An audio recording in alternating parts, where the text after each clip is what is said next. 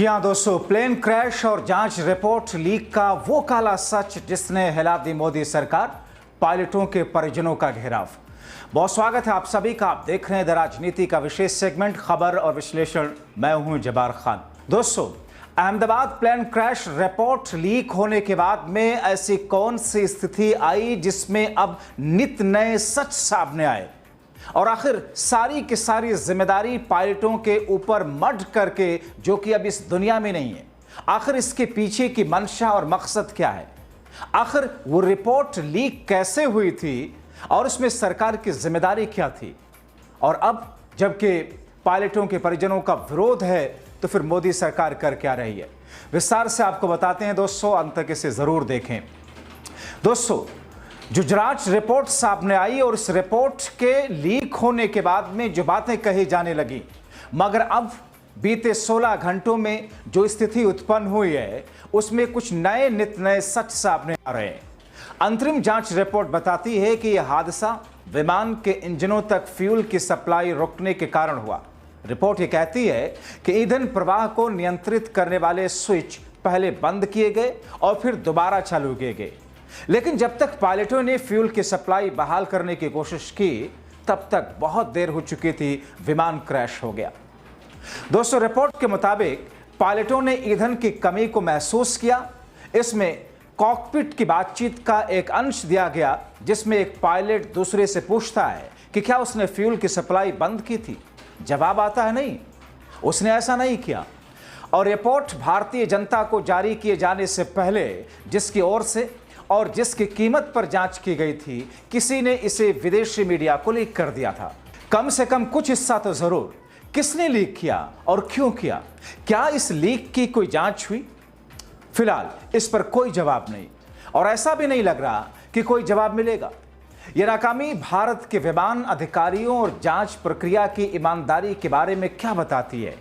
आप खुद निष्कर्ष निकाल सकते हैं, लेकिन सरकार की तरफ से न कोई प्रेस कॉन्फ्रेंस, सरकार की तरफ से न कोई आधिकारिक बयान इस पर आ रहा है। दोस्तों, जिन लोगों को यह रिपोर्ट लीक की गई उन्होंने इसे पश्चिमी मीडिया संग साझा कर दिया अपनी व्याख्या के साथ साथ। उस व्याख्या को भी सीधे शब्दों में अगर मैं कहूं तो यह था कि इन बेवकूफ भारतीय पायलटों ने खुद ही फ्यूल बंद कर दिया। विमान में कोई खराबी नहीं थी, गलती पायलटों की थी। कुछ अपवादों को छोड़कर जो ज्यादा सावधानी से रिपोर्ट कर रहे थे, बाकी पश्चिमी मीडिया ने बेवकूफ भारतीय पायलटों ने विमान गिरा दिया वाली कहानी 3 दिन तक धड़ल्ले से चलाई। रिपोर्ट जिस तरीके से तैयार हुई, तैयार होने की चर्चा थी और उसके एक दिन बाद ही पश्चिमी मीडिया में पायलटों की गलती वाली खबरें सामने आने लगी। जाहिर तौर पर क्या इसके पीछे कोई ऐसी नीति, रणनीति या षड्यंत्र था जिसमें सारी की सारी जिम्मेदारी उन मरे हुए पायलटों के ऊपर मढ़ देने की थी? अब जब यह कहानी पूरी दुनिया के प्रेस में बेरोक टोक चली तब भारतीय सरकार ने रिपोर्ट जारी कर दी, चुपचाप रात के अंधेरे में। दोस्तों, हैरानी की बात यह है कि ना कोई प्रेस कॉन्फ्रेंस की गई, ना कोई आधिकारिक स्पष्टीकरण, ना ही कुछ ऐसे कदम जिसकी जरूरत महसूस की गई थी। यहां तक कि रिपोर्ट में विमान या इंजन निर्माताओं के लिए इसकी कोई सिफारिश तक नहीं दी गई। इसे व्यापक रूप से और गलत भी नहीं कहा जाए तो इस रूप में लिया गया कि विमान और उसके इंजन में कोई खराबी नहीं थी। मतलब आम धारणा और जिसकी अगुवाई पश्चिमी मीडिया कर रहा था, जिसे रिपोर्ट लीक की गई थी, यह बनी कि हादसा पायलट की गलती से हुआ। और हमारे लिए शर्म की बात है कि भारत का बड़ा मीडिया, टीवी चैनलों से लेकर के सोशल मीडिया तक इसी लाइन को दोहराता रहा। लेकिन असली बात यह है कि रिपोर्ट साफ तौर पर पायलटों को दोष नहीं देती। और आप यह भी कह सकते हैं कि कॉकपिट बातचीत का जो हिस्सा रिपोर्ट में है वो पायलटों को बेकसूर भी साबित करता है। दोस्तों, यही तो है ये सच। उन्हें अचानक ईंधन बंद होने पर हैरानी हुई थी और उन्होंने इससे इनकार कर दिया कि उन्होंने ऐसा कुछ किया था। मगर प्रचारित क्या किया गया? पश्चिमी वेस्टर्न मीडिया ने क्या कुछ चलाया? सारी की सारी जिम्मेदारी भारतीय पायलटों के ऊपर मढ़ दी गई। तो क्या ऐसा करने दिया गया या महज ये चीजें हो जाएं, दुनिया के सामने ये बात आए, इसीलिए इस रिपोर्ट को पब्लिक करने से पहले भारत के जरिए, कुछ लोगों के जरिए कुछ लोगों तक पहुंचा दिया गया और उन लोगों ने वेस्टर्न मीडिया को इस रिपोर्ट को लीक कर दिया? दोस्तों, एक बात जो सबसे अहम वो ये कि मरे हुए पायलटों को दोषी देना जाहिर तौर पर यह गलत है। क्या वे खुद का बचाव नहीं कर सकते थे? जबकि उनके पास हजारों घंटे का उड़ान का अनुभव बेदार रिकॉर्ड था। मगर यहां भी एयर इंडिया और भारत सरकार के लिए बैकफुट पर जाने जैसी स्थिति लगती है। पायलटों की गलती वाला सिद्धांत एयर इंडिया की प्रतिष्ठा को भी बड़ा नुकसान पहुंचाता है। क्या अंतर्राष्ट्रीय यात्री उस एयरलाइन से उड़ान भरना चाहेंगे जो नाकाबिल पायलटों को नौकरी देती हो? क्योंकि मैसेज तो यही गया, नैरेटिव तो यही सेट हुआ। आपको बताएं कि भारत और विदेशों में पायलट संघों ने इस रिपोर्ट की व्याख्या के तरीके पर आपत्ति जताई, लेकिन इतने लोग उस गंभीर सवाल को नहीं उठा रहे।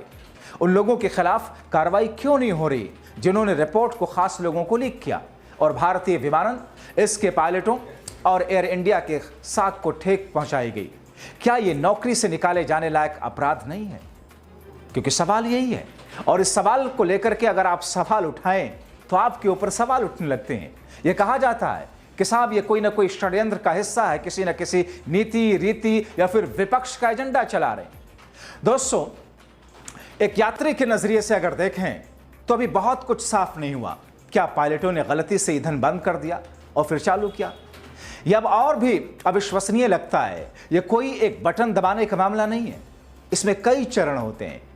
हमसे कहा जा रहा है कि पायलटों ने दोनों ईंधन स्विच बंद कर दिए, फिर चालू किए, फिर विमान को स्थिर करने की कोशिश की गई। यह सब विमान के 30 सेकंड तक उड़ान में रहने के दौरान हुआ। हो सकता है, लेकिन यह बहुत संभव नहीं लगता। अब सोशल मीडिया पर एक और सिद्धांत तैर रहा है कि पायलटों ने यह जानबूझ करके किया। हालांकि इस पर क्या कहा जाए, सिवाय इसके कि दोनों में से किसी के रिकॉर्ड में ऐसा कुछ नहीं है जिससे लगे कि वे सामूहिक हत्या कर सकते हैं। और मान लें कि उनमें से कोई आत्मघाती था जिसका कोई सबूत नहीं है, तो वो भी ऐसा क्यों करते? मरने के और भी आसान तरीके हैं जो इतने विनाशकारी नहीं होते। तो फिर ऐसे में सवाल यह है कि फिर हुआ क्या? तो फिर क्या हुआ? कई सारे एक्सपर्ट की तरफ से कहा जा रहा है कि संभव है कि किसी तकनीकी खराबी की वजह से फ्यूल वॉल्व बंद हो गया हो या फिर स्विच ही खराब हो गया हो। कुछ दूसरे विमानों में भी ऐसे ही मामले सामने आए हैं, लेकिन रिपोर्ट इन संभावनाओं को खारिज कर देती है और विमान और उसके सिस्टम को पूरी तरीके से क्लीन चिट देती है, अगर उस रिपोर्ट को पूर्ण रूप से देखा जाए तो। अब दोस्तों, मैं यहां पर वो गलती नहीं करना चाहता जो पश्चिमी मीडिया ने की, गलती की या फिर जानबूझ के किया या जानबूझ करके उनसे करवाया गया, बिना सबूत किसी को बलि का बकरा बना देना। लेकिन हादसे के बाद से ही बोइंग पर सवाल उठते रहे। हाल के वर्षों में बोइंग की साख पर सवाल उठे हैं। कंपनी ने पैसे बचाने और मुनाफे बढ़ाने के लिए सुरक्षा के साथ समझौता किया है। कंपनी अभी तक 737 मैक्स स्कैंडल के उबर नहीं पाई और उसके सीनियर अधिकारियों को अमेरिकी संसद की समितियों के सामने शर्मिंदगी झेलनी पड़ी। अगर इस क्रैश का कोई हिस्सा बोइंग की लापरवाही से जुड़ा हुआ निकला तो इससे कंपनी को ऐसा झटका लग सकता है जिससे वो कभी उभर नहीं पाएंगे। तो फिर ऐसे में सवाल है कि क्या रिपोर्ट बोइंग ने लीक की? क्या बोइंग ने पायलट की गलती वाला नैरेटिव फैलाया? इसके पास मीडिया को प्रभावित करने की ताकत है और भारतीय अफसरों को खरीदने लायक पैसे भी हैं। ये सवाल कई सारे लोग उठा रहे हैं। इस बिंदु पर बुद्धिजीवी, अंतर्राष्ट्रीय मामलों के जानकार, राजनीति और विमान से जुड़े हुए एक्सपर्ट जो बताए जाते हैं, उनकी नजर में ऐसा भी उठ रहा है। तो फिर सच क्या है? एक विमान का रहस्यमय हालत में क्रैश होना, जो कि हुआ, एक अंतरिम रिपोर्ट लीक हुई जिसकी सारी जिम्मेदारी 2 मृत पायलटों पर मढ़ दी गई, और हम अब यह भी पूछ रहे हैं कि क्या अब उड़ना पहले से ज्यादा सुरक्षित है? क्या हम भरोसे से कह सकते हैं कि ऐसा दोबारा नहीं होगा? रिपोर्ट लीक हुई, मारे गए पायलटों पर एयर इंडिया क्रैश का ठीकरा फोड़ दिया गया, लेकिन तस्वीर अब भी साफ नहीं है। भारत और विदेशों में पायलट एसोसिएशन ने यह सही तौर पर उठाया कि रिपोर्ट को जिस तरीके से तोड़ मरोड़ करके पेश किया गया वो गलत है, लेकिन बहुत कम लोगों ने यह सवाल उठाया, क्या रिपोर्ट लीक करने वालों के खिलाफ कोई कार्रवाई नहीं होनी चाहिए? क्योंकि सवाल तो यही है कि आखिर जब रिपोर्ट तैयार की गई तो फिर उस रिपोर्ट को किसके पास भेजा गया, और उन रिपोर्ट को जिसके पास भेजा गया क्या इसी मंशा और मकसद के तहत भेजा गया कि उस रिपोर्ट को लीक किया जाए, उसके कुछ अंश को लीक किया जाए, और खास तौर पर विशेष रूप से भारतीय मीडिया में नहीं, अंतर्राष्ट्रीय मीडिया में। क्योंकि दोस्तों, जो बोइंग कंपनी है वो अंतर्राष्ट्रीय कंपनी है और अंतर्राष्ट्रीय स्तर पर जब इस बोइंग के इस हादसे को लेकर के एक अलग तरीके का नैरेटिव सामने आएगा तो फिर सारी की सारी गलती उन मृत पायलटों के ऊपर मढ़ दी जाएगी कि शायद उन्होंने ही गलती की जिसकी वजह से हादसा हुआ। यानी कि एक तरीके से बोइंग कंपनी को क्लीन चिट, एक तरीके से डीजीसीए को क्लीन चिट, एक तरीके से भारत सरकार को क्लीन चिट। माना ये कि बोइंग कंपनी अंतर्राष्ट्रीय है, लेकिन चलती कहां पर है, भारत से उसका ताल्लुक क्या है, डीजीसीए से उसका ताल्लुक क्या है, और फिर इन तमाम चीजों की जिम्मेदारी, देखरेख और उस पर एहतियाती कदम उठाना, उसकी रिपेयरिंग से लेकर के तमाम चीजों की समीक्षा किसकी जिम्मेदारी होती है? क्या भारतीय सरकार या भारत सरकार के डीजीसीए के ऊपर कोई जिम्मेदारी आयद नहीं होती? तो क्या इन तमाम चीजों से सरकार को बचाना, डीजीसीए को बचाना और फिर अंतर्राष्ट्रीय बोइंग कंपनी को बचाने के लिए, क्लीन चिट देने के लिए इस तरीके से इस रिपोर्ट को लीक किया गया? मगर अब भी सरकार खामोश है, अब भी डीजीसीए खामोश है। क्या इस पर जांच हो दोबारा कि आखिर लीक किन लोगों ने किया और उसके पीछे के मंशा को सामने लाया जाए? मगर क्या ऐसा हो सकता है? लेकिन जिन लोगों की जानें गईं और उनमें उन पायलटों की जानें गईं जिनके ऊपर ऐसी सारी जिम्मेदारी मढ़ दी गई, अब उनके परिजन ये कह रहे हैं कि इसकी जांच क्यों नहीं हो रही है। उनके परिजनों का आक्रोश सामने आ रहा है। बहुत सारे एक्सपर्ट्स, एविएशन एक्सपर्ट इस मामले में अपनी बात रख रहे हैं, मगर सरकार खामोश है, भारतीय जनता पार्टी खामोश है। डर है, डर इस बात का कि अगर सच सामने आ गया पूर्ण रूप से तो फिर जिम्मेदारी होगी, जिम्मेदारी तय की जाएगी, और जिम्मेदारी तय होगी तो फिर उसका खामियाजा उन लोगों को भुगतना पड़ेगा जिन लोगों की ये जिम्मेदारी थी। लेकिन यहां तो जिम्मेदारियां तय ही नहीं होती।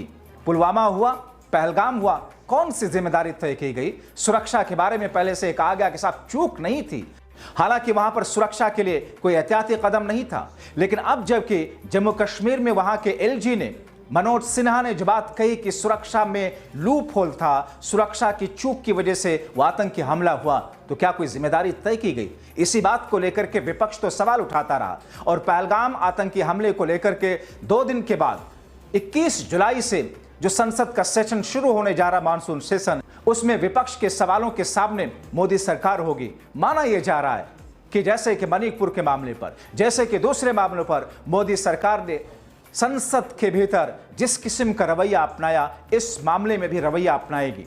लेकिन जिन 275 लोगों की जिंदगियां खत्म हुई, जिसमें भारतीय नागरिक थे, जिसमें विदेशी थे, यूरोपियन कंट्री से जुड़े हुए थे, और फिर वो हमारे भारतीय पायलट थे जिनकी जानें गई, उन्हीं के ऊपर सारी जिम्मेदारी बढ़ी गई है। तो फिर ऐसे में सरकार कटघरे में क्यों नहीं? तो दोस्तों, फिलहाल इंतजार करते हैं कि अगले 1 हफ्ते में और संसद के मानसून सत्र के शुरू होने के बाद, इन सवालों के उठने के बाद सरकार कदम क्या उठाती है। आप क्या सोचते हैं? अपनी राय कमेंट बॉक्स में जरूर लिखें। अभी के लिए इतना ही, बहुत शुक्रिया।